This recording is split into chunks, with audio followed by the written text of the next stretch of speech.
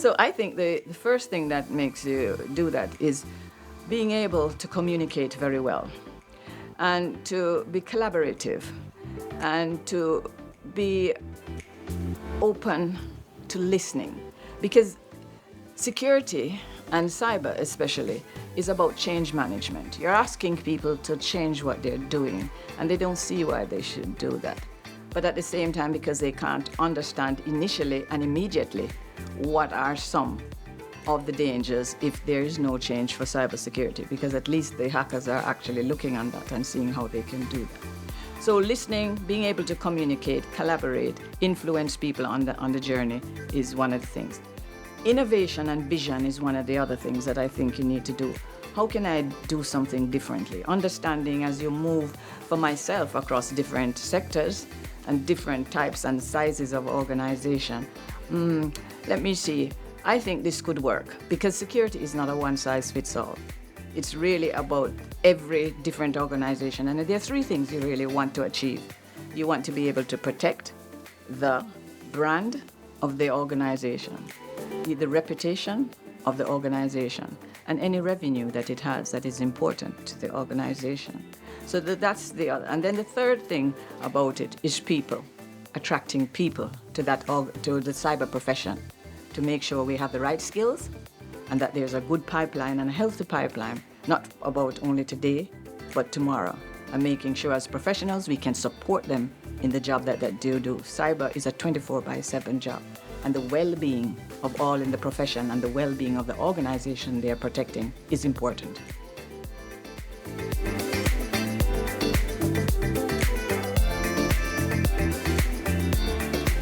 There are a number of things that we need to do, and I think as the part of the UK Cyber Security Council, this comes right up our street. One of the things that we need to do is that we need to attract people to becoming part of the profession.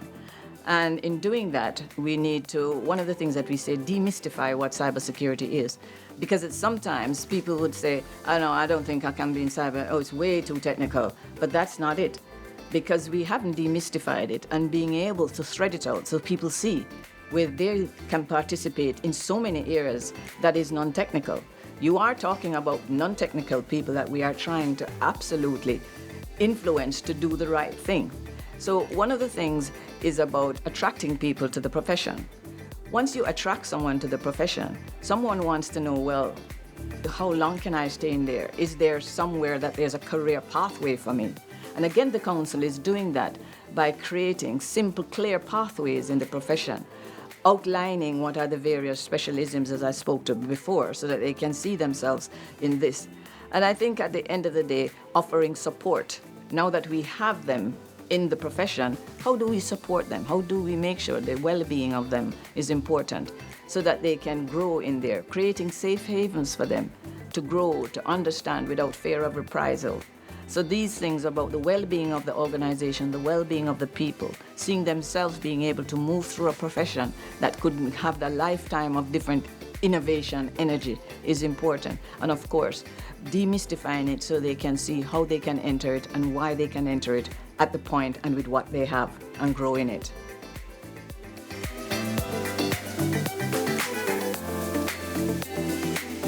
I think cyber is one of these things today that it is part of the fact.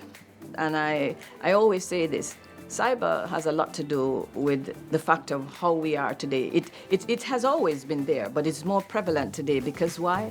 We are a data-centric, data-dependent world, and everything has to do with data.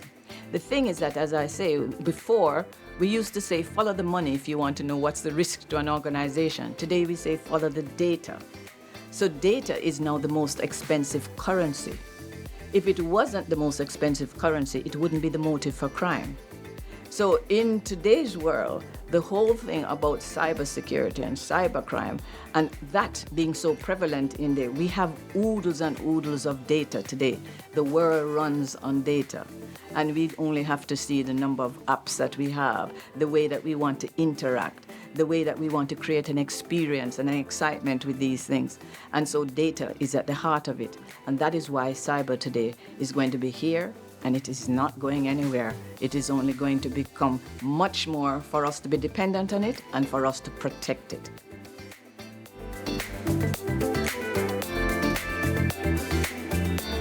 Because you see, leadership is about decision making, right? Leadership and the board, the executive levels, they are the decision makers.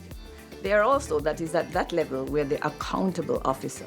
In anything that you do from cyber, the buck has to stop somewhere, and the accountable officer is a person. Everybody around there should be working to make sure that the accountable officer can make a good decision, that the folks around them, that at the board level and the leadership levels below, are making the right decisions that will allow us to be able to manage the risks that accrue from the weaknesses that we may have in our networks, our systems, in the way that we work.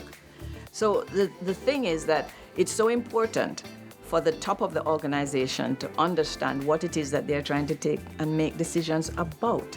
It is also important for those who are implementing security to be able to break it down into business speak, so that the two groups, the top of the organization, the middle of the organization, they can come together and be speaking the same language, which is, what is the impact to our organization? What is the impact to our business?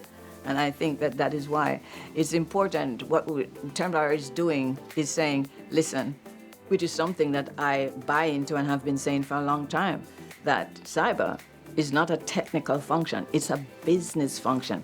If it wasn't, then the impact that it has when it goes wrong would not be so big.